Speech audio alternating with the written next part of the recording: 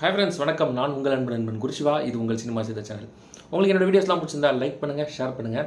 அதையும் தாண்டி பிடிச்சிருந்தா கண்டிப்பாக சப்ஸ்கிரைப் பண்ணுறேங்க.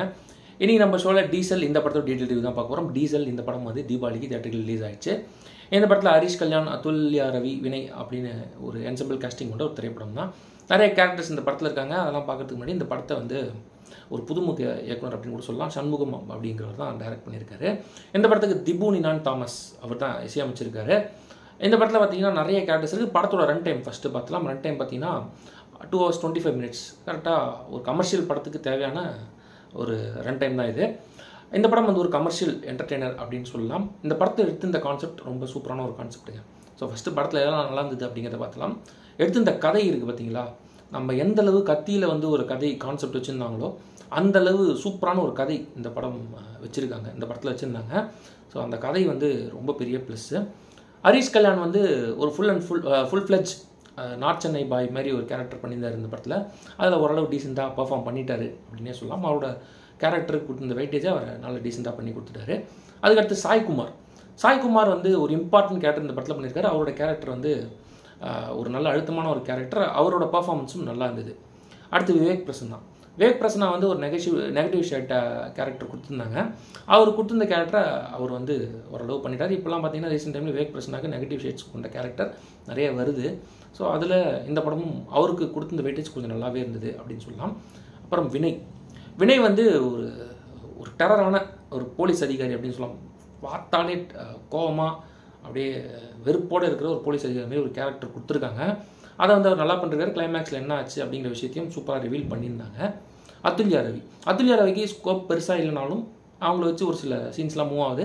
அது வந்து ஓரளவு டீசெண்டாகவே இருந்தது அப்படின்னு சொல்லலாம். திபு நினான் தாமஸ் அவரோட பாடல்கள் எல்லாமே ரொம்ப எக்ஸலண்ட்டாக இருந்தது.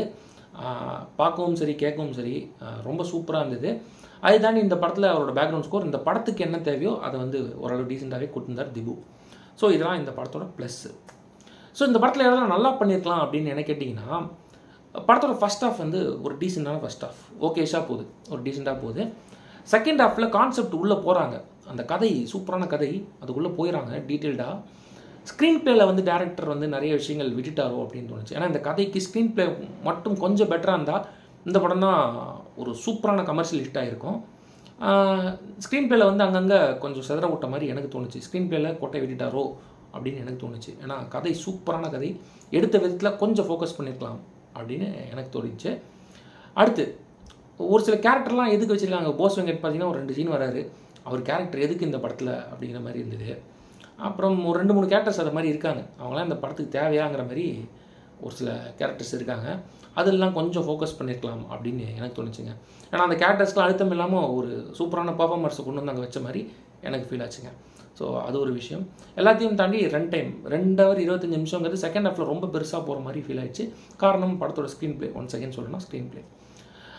மற்றபடி பார்த்தீங்கன்னா இந்த படத்தோட கான்செப்ட் எல்லாமே சூப்பராக இருந்தது. ஹரிஷ் கல்யாண் பர்ஃபார்மன்ஸாக இருக்கட்டும், பாடல்கள் இருக்கட்டும், எல்லாமே டீசெண்டாக இருந்தது. ஆனால் ஸ்க்ரீன் பிளே அந்த ஒரு விஷயம் தான் இந்த படத்துக்கு வந்து கொஞ்சம் ட்ராபேக் அமைஞ்சிருச்சுன்னு எனக்கு தோணுது. இது கம்ப்ளீட்டாக என்னோடய பெர்செப்ஷன் அண்ட் ரிவ்யூ தான்.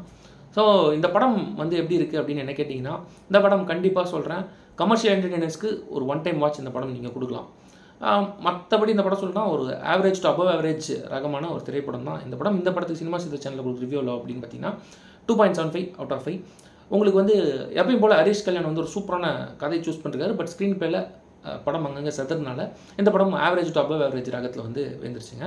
மற்றபடி இந்த படம் நீங்கள் தியேட்டருக்கெலாம் போய் பார்க்கணும்னா கண்டிப்பாக ஒன் டைம் தாராளமாக பார்க்கலாம். அது மாதிரி தான் இந்த படம் இருக்குது அப்படின்னு நான் சொல்லுவேன்.